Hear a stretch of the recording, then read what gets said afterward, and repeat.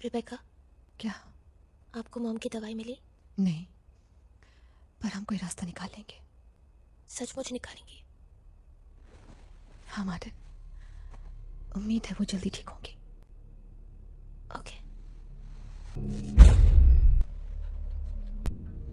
Bread,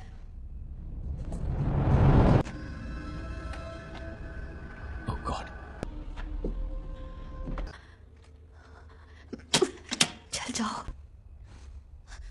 Rebecca! Rebecca!